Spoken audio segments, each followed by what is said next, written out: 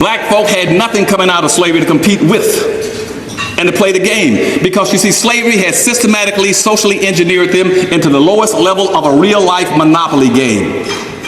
And see, prior to the end of the Civil War, the greatest wealth builder in this nation was the back of a slave. That's what built the wealth of the society. Wall Street was set up and established and regulated off of the price and the value of a slave. Cotton prices, indigo prices, tobacco prices all followed the value of a slave. When slavery ended, the whole process shifted to the back of a slave. At the end of slavery, it shifted to Wall Street. And those became commodities then. And when the wealth building in this nation shifted from the back of a slave to Wall Street, they set up a new game. It was called Monopoly. What's up YouTube family, welcome back to my space. This is Evans Rayola. Guys, on today's video we want to talk about economic empowerment of black folks, and to speak to us is none other than Claud Anderson, who's an economist. Claud Anderson is a prominent author, economist, and historian known for his work on the economic empowerment of black Americans. He is the author of several influential books, including Powernomics, The Nation Plan to Empower Black America.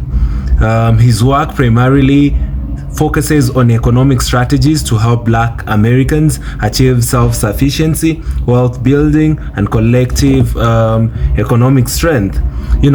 Guys, I want you to hear this video of Claud Anderson speaking about the economic nature, or rather the state of black America. Once the video is done, we'll get back and do a critical analysis about the same. Let's listen in. Start out first by telling you this: you cannot solve a problem. You can solve no problems on this earth unless you first of all understand the history of the problem. The first thing you do as a doctor, when a patient comes into your office, say, what is the history of the problem? Is it peculiar to your family or to your group or to your race? And so we're going to start out this morning trying to go after this, trying to understand black folks' problem in this society. You're black, and we got to go back to the history of it so you fully understand the nature of the problem. You have been misled and bamboozled in this country now for all these years into what the problems are. You have not heard the real problems in this country as it pertains to race. You're going to hear it today if you stay and don't walk out and get mad and get angry and say, he's talking about boo-boo. Here's the problem, that historically in this society, black folk have not moved one iota than where they were in 1860 on the eve of the Civil War. In a comparative proportional term, black people are exactly where they were on the eve of the Civil War. And the eve of the Civil War, at that particular time, we had approximately 300,000 black people that were free in this country, or quasi-free, having come out of slavery. And that was out of 5 million black folk. And that 300,000 black people had mysteriously and miraculously accomplished and acquired one half of 1% of this nation's wealth. Now here you are 150 years later, and black people still only have and own 1/2 of 1% of the nation's wealth after 150 years. Also on the Civil War, eve 1860, we had black people right all over the country. That 300,000 spread out, that was so being quasi-free. I looked at the employment rolls. Almost 100% of all those blacks were working in someone's house, someone's plantation, enriching and providing comfort for them. Here we are, 150 years later. 67% to 69% of all black people in America are working in some level of government. Another 26% or so of that, 27% is working in white corporations. Only 2% of the blacks in America are working in their own community for their own people. The unemployment rate in America for black folk is over 50%. When you hear them talking about the unemployment rate in America, they're talking about two things: those individuals who are looking for jobs or those who are collecting unemployment compensation. We have an institutionalized bunch of blacks in America that are no longer in the workforce. That's why 5 years ago, when Obama was running for office, they were talking about the unemployment rate in America for 16%. At that time, the national unemployment rate for black folk was 35%. It was 48% in Detroit, Michigan, 48% in Baltimore, 49% in Pittsburgh, 52% in New York, 88% for black youth. Now, what does that mean for you in terms? There's only three things that any given individual can do to earn a living in our society. They either work up here and have a business, or they have a job. They don't have that, they must move down to the second level. When you move down to the second level, you must go on welfare or food stamps or some kind of public assistance. If conservatives come along and knock you off of that, you must go to the third level. You must steal, go into crime. Every individual must either work, go on welfare, or steal. An elaboration, a combination, or sophistication of those three things. You can't do anything else unless you evaporate and disappear. We live in a society that don't want to understand it, don't want to play games about it. About how you're going to solve the unemployment problem. You cannot solve the unemployment problem until you go back and address the real issues. Now, what are the real issues again back in 1860? You don't own and control enough wealth. Why? Because you see, slavery did not happen to black folk by accident. It was inflicted on them intentionally to do something. What was inflicted on blacks to do? It was intentionally inflicted on blacks to maldistribute almost 100% of all this nation's wealth, power, resource, businesses, income, and controls of all levels of government. That was the point of slavery. It has never been corrected or addressed. All of a sudden, when black folk came out of slavery in 1865, how did they come out? They came out penniless, poor. No food, no animals, no land, no resources, no tools, no religion, no organization, nothing. All they were told is go out now, you're free, go out and compete. Compete with what? Compete with what? They said, well, you can jump high and run faster.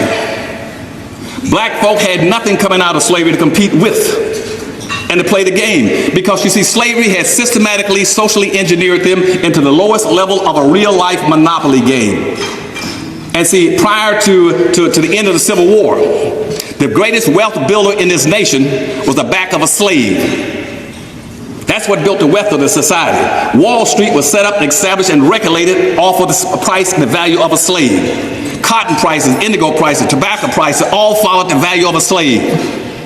When slavery ended, the whole process shifted to the back of a slave. At the end of slavery, it shifted to Wall Street. And those became commodities then. And when the wealth building in this nation shifted from the back of a slave to Wall Street, they set up a new game. It was called monopoly. Now, and what black folk have been systematically lured into is a real-life monopoly game. Now, the monopoly game is based on some primary concepts. One is that you must be able to all sit down at the table, and everybody's supposed to get a fair share of the money. Once you get a fair share of the money, then you got a right to go around the table and try to buy land. But you want to buy the most valuable land and the best location of the land. Or you take your money and you buy basic businesses in the monopoly game, like the water company, electric company, and the railroad line. But you see, when black folk, they got out of slavery, they did not get their 40 acres and a mule, nor the $100. And see, the Republican, radical Republicans, the liberals in the Republican Party at that time said, and that was Benjamin, Thaddeus Stevens, and Sumter said on the floor of the United States Congress, that there's only going to be one thing that black folk will ever be in America. They're either going to be slaves or they're going to be free. But they cannot be free unless minimally they have 40 acres, a mule, and $100. But they didn't get it. But by then they were trapped into a real life monopoly game. So now what blacks are doing are going around the real life board, trying to play real life monopoly with no money, no wealth. And all they do is go around the board and hope they'll land on free park or income tax refund. And if you play that way, sooner or later playing that real life game, you're going to land what? On the wrong person's property. And you're either going to go to jail or go broke and get out of the game. And that's why black folk right now are making a major impact on the prison system, the criminal system in this country. Because I looked around in 1860, for instance, I looked at all the major cities in the United States. And that's like Washington, D.C., Atlanta, Georgia, Savannah, Georgia, Richmond, Virginia, New York, Pittsburgh, Philadelphia, guess what? Even though you had less than 300,000 black people that were free or quasi-free, black people made up over 51% of all the prisoners. 51% of all the prisoners, and out of 5 million, only 300,000 of you were even free. And here we are, 150 years later, and guess what? You still make up over 51% of the prisoners. So when I hear all my civil rights leaders and all my civil rights friends, I don't care what it's Al or Jesse keep talking about, we've come a long way. You haven't gone any place. And quit BSing people and bamboozling people and black folk about how far we've come. You haven't come any place. You're still sitting in the same identical spot. As my mother would say, you haven't got a pot or one to throw it out of. That's our dilemma. We do not have any wealth. Now, I indicated to you a few minutes ago that the whole process of slavery maldistributed almost 100% of all this nation's wealth, power, resource, privileges, and controls of all levels of government into the hands of the dominant white society. Now, what does that mean in tangible terms? That when you only got 1/2 or 1% of the wealth, how can you compete with 1/2 or 1% of the wealth? When in this society right now, today, 150 years later, the average white person in America as a group got 3,500 times more money than the average black person. The average white has 3,500 times more money than the average black. I got 2 whites right now, some of them I know, they got more wealth than all 42 million black people put together. How if 2 white men got more wealth than all 42 million black folk put together? What kind of game are you playing? What are you going to do? How can you compete? As a matter of fact, let me move it off to men. Let's move it to gender. For every dollar that a black woman has to run a household, the white woman has $100 to run a household. You're supposed to have enough money to be able to be self-sufficient. And this is true all around the world, not just with blacks in this country. If I were to look at you got approximately 25 to 26% of the population is black around the earth. And you got over $300 trillion in wealth on the earth. And out of that $300 trillion, if I take all the African countries, the Caribbean countries, and Latin America, put them together, you still have 1/2 of 1% of the wealth out of 300 trillion. I go down to South Africa, and I've spoken in all these countries, and I've had trade missions in Africa, Nigeria, Ghana, Senegal, Bermuda, Barbados, all these, Venezuela, Colombia. I've been to all these countries, head of trade missions, representing presidents and governors. You can't compete in South Africa. In South Africa, with something like about 29 million blacks as an example, as a comparative example, 29 million blacks in South Africa. You got a little over 2 million whites. But guess what? They own almost 100% of all the wealth in Africa. The 2 million whites. As a matter of fact, in Africa, the De Beers family, one white family, the De Beers family, owns over 50% of the whole wealth of Africa. That means all the gold, silver, chrome, bauxite, magnesium, land, property, everything. And you want to know why they can't make it in Africa? They don't own and control anything. And so in America, if we're going to be a competitive group, we got to go back to what is the basic problem we can deal with. The biggest problem with blacks right now, they own no wealth. They control absolutely nothing. Not in the United States, not in Grand Rapids. I don't have to go around Grand Rapids to find what you got. I can guarantee you right now what you have don't have. Or when you go into any city, you figure out who owns the buildings, the big buildings, who owns the communication system, who owns the banks, who owns the railroads, the bus companies. That's where your power is. If you don't control a sufficient amount of that, you are a guest. G-U-E-S-T. You have no power. They can do anything they want anytime you want them. So black folk don't have enough wealth to be a competitive group. You cannot compete. That's the first problem. Now that you know what the problem is. The problem is a lack of wealth. And I'm going to get later on, I'm going to tell you how blacks should start getting wealth. Now, what's the second problem? The second problem is you got impediments that have consistently been used and imposed on black folk to make sure they don't get any wealth. Not necessarily by whites, but what you have in this society, we have a public policy that went into effect in 1867 when the 15th Amendment was enacted. The 15th Amendment says black people can now run for a public office. You can now run for office, but they said you can run for office to be for a sheriff's office, a postal office, or you can even run for Congress or a state legislator. But if you run for a public office and get into the public arena, there are some taboos that you cannot do. One, you cannot run for a public office as a black person and talk about black issues. Point one. Point two, you cannot come in a public office and talk about groupism. You must always talk about individualism, individual achievement. And point three, you cannot come into a public office and try to hold the dominant white society accountable for slavery and what they've done to you for 500 years through Jim Crow segregation and slavery. That means you can't have reparations.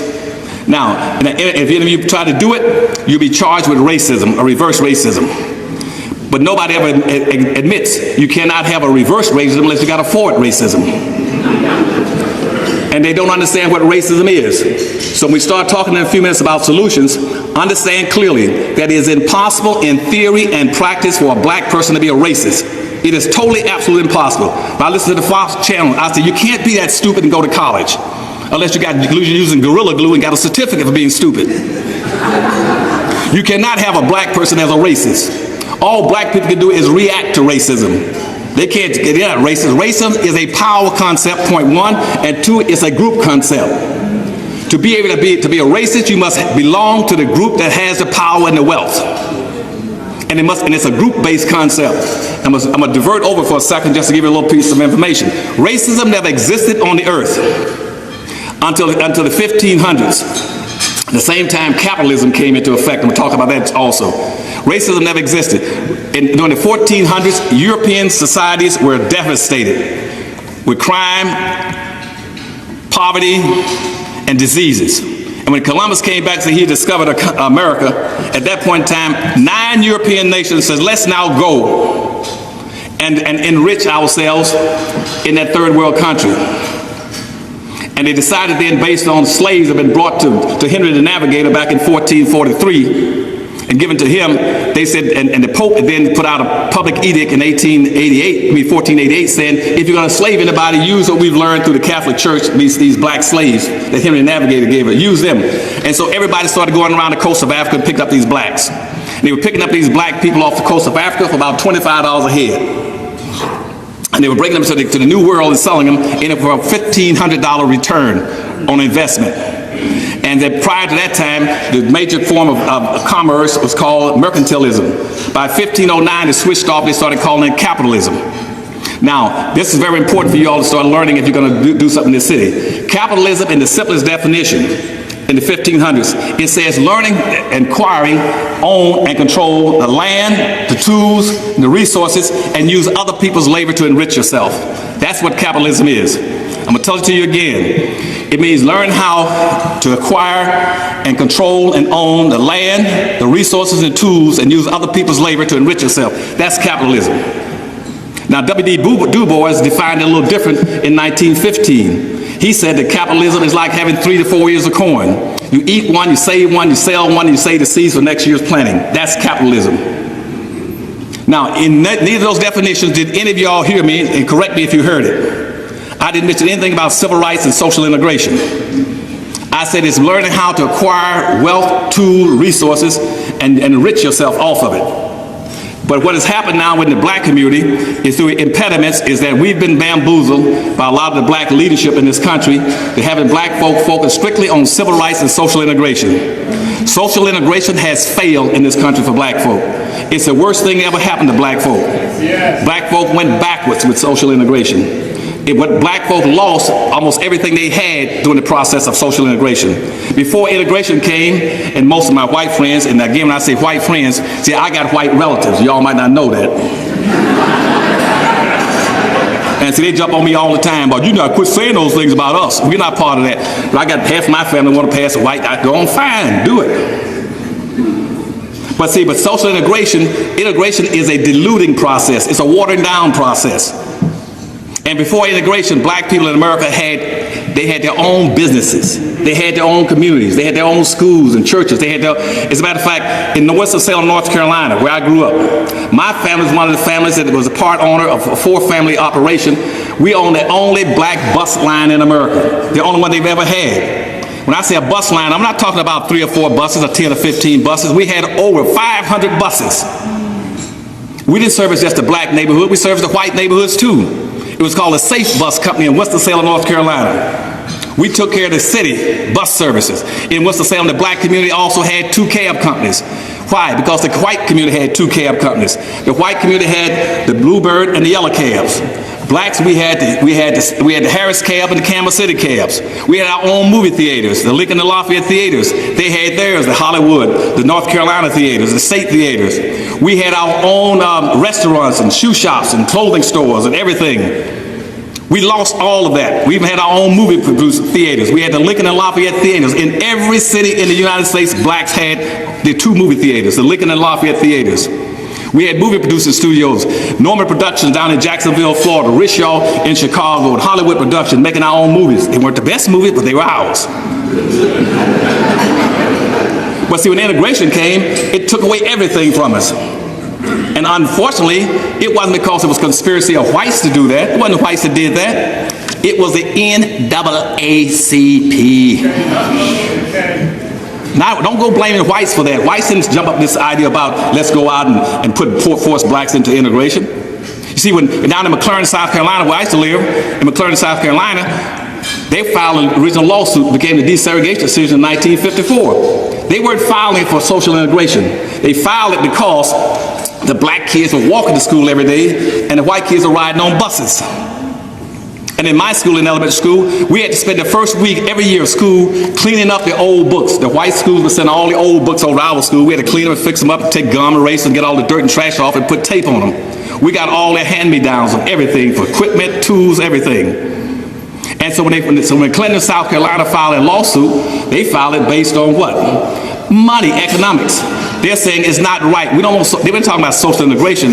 The city and the state county was paying what? $1 for every black child to go to school and $11 for every white child to go to school. And that's where the problem came from. It was a maldistribution of the resources and the money. And so in 1970, Governor Reuben Askew, who's a good old Southern who I love to death, Reuben called me down and said, Dr. Anderson, would you come down here and run my schools, run the state system? I became the coordinator of education for the state of Florida from 1970 to 1976, right at the time of desegregation. And I went to the Department of Education and I said, look, what are y'all going to do on the desegregation decision? They said, well, what we're going to do, here's our plan. We're going to close, we're going to fire the black teachers, fire the black counselors, fire the black administrators, close all the black schools, bus 75% of the black kids to the white schools, and put the rest in special education classes. I said, no, you're not going to do that. They said, why not? I said, I don't want you to bust the kids. I want you to bust the money and the resources. Leave the black neighborhood, the black schools alone, and bust the resources over there. Give them some tennis courts. Give them some swimming pools. Give them some of the best teachers and best books and learning materials. But again, I got overruled in that by the state legislature. They said the easiest thing for them, they could save money by just letting blacks become guests, G-U-E-S-T, in the white schools. And so consequently, that didn't work. And so we had impediments because our civil rights leaders got bamboozled with that policy in 1867. Then by 1968, it came up again. President Nixon then when he got elected to office, he got a letter from Daniel Moynihan saying, I got a way to shut down the black civil rights movement in the country and shut down the black power movement. He said, what you do, you take the focus in public policy off of black folk and never put it back again. You place it on minority women and immigrants. And so at that point, I was opposed to that, but that's what they did. They shifted the focus, and they call that a benign neglect policy, which means that don't say anything mean about black folk, just pretend that they don't exist. And then they come up with this whole concept called post-racism and a colorblind society.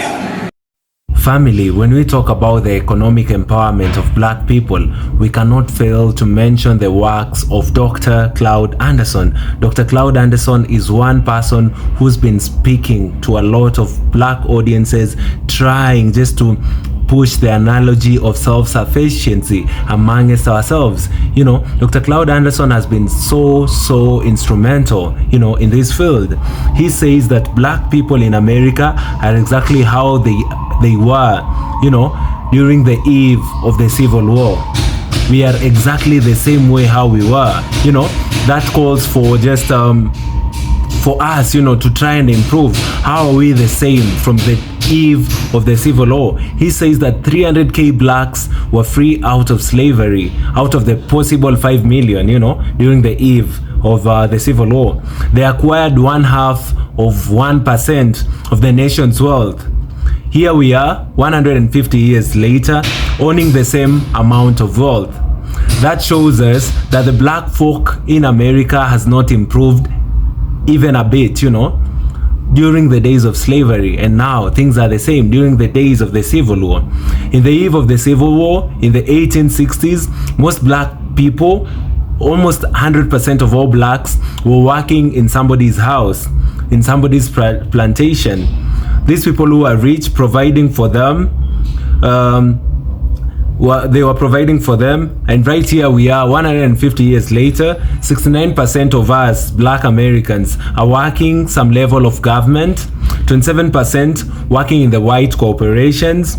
Only 2% of black America are working in their own community for their own people. The unemployed rate of black folks in America is actually over 50%. You cannot solve the unemployment problem unless you go back and solve the real issues back in the 1860s, or rather in the early 1800s. You know, we don't own and control enough wealth because slavery did not happen to black folk by accident. It was inflicted to them so that they may never be able to have this nation's wealth, power, resources, income, and control to all levels of governing. Family, the unemployment rate, you know, our state economically in America is something that was inflicted to us, you know, during the days of slavery, during the days of the Civil War. And the goal of the white supremacists was to ensure that any black folk would not be able to be in any position of power, of government. They wouldn't be able to get any wealth. You know, they'll have nothing to their names, and they'll be always begging the white supremacists. That has been the long-term goal of the white supremacists, and it is actually working. Black people are struggling economically, and that's why we have scholars like Dr. Claud who are coming up with solutions to this issue. They're coming up with ways that would empower black people. They're coming up with platforms that will bring black folks together for them to be able, you know, to work as a people and create opportunities for themselves. Look at the works of Dr. Somebody Razor, I forgot his name. You know, he's actually pushing to build a community of black people. You know, build a community of black people where black people can get opportunities amongst themselves, where black people can actually open up opportunities for others too. You know, building the black community in the US. For the longest time, the white supremacists' goal has always been to ensure that we beg them, that we work for them, that we depend on them, you know. But nowadays, things are getting different. We do not go to school only for us to be employed. We go to school for us also to be able to create, you know, our own stuff.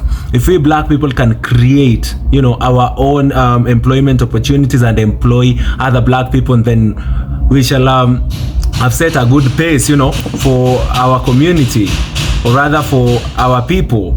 And that is the biggest fear of the white supremacists.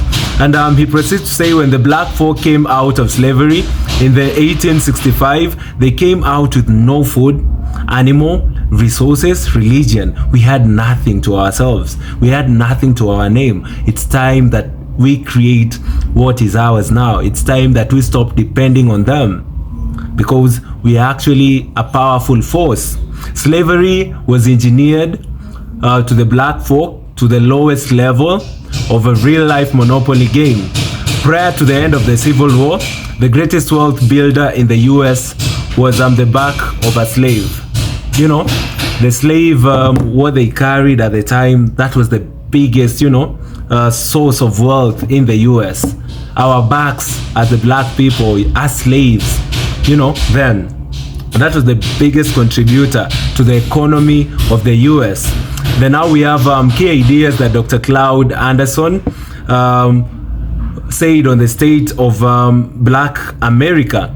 Number one, we are talking about the Powernomics plan. Dr. Anderson developed the Powernomics strategy, which emphasizes the need for black Americans to control their economics, politics, and education. He advocates for building businesses, creating jobs, and recycling wealth within black communities. Let us support each other as black folks. Then number two, he advocated for economic disparities, where he highlights the systematic barriers that have kept black Americans economically disadvantaged.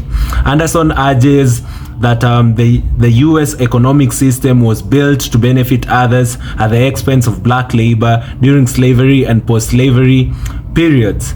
That's the economic disparities. Then now we have the group economics, where Anderson stresses the importance of group economics, where black people support businesses within their communities to strengthen their financial, strength, their financial muscles. Then now we have the political strategy, where Anderson encourages strategic voting and political engagement to ensure black interests are represented. There is no way would push for change if our interests as a people cannot be represented in the topmost level, of government. So it's time that we also try, voting our representatives for our interests to be represented. He believes politics should be used as a tool to secure economic resources and policies that benefit black communities. Then we have education and media control. He emphasizes the need to reform education to reach true black history and achievements. Anderson also advocates for controlling media platforms to shape narratives about black identity and struggles. Then number 6, we have the legacy of slavery and the Jim Crow. Anderson often discusses how systemic racism, segregation, and discriminatory policies have perpetuated black economic dependency. He believes reparations and targeted policies are necessary to rectify historical injustices. So guys, thank you so much for tuning to watch this video. Kindly do consider subscribing to my channel for amazing works, in regards to the black history. The goal has always been for us to be empowered. The goal has always been for us to come together as a people, create opportunities for ourselves, grow together, and just end the normal cycle of us depending on the other races, especially the white supremacists. I'm not trying to throw shade to them in any way, but I'm trying to empower us as a people. It's time that we come together, share our works, support each other, create opportunities for our community. Then we can be able to get back to where we are supposed to be as a people. Guys, thank you so much for watching this video. Kindly do consider subscribing to my channel for these and much more. You can also comment down below, let me know what you think about this video. You can as well support me through super thanks, and I'll be so grateful. Thank you guys, and see you all in my next episode. Goodbye.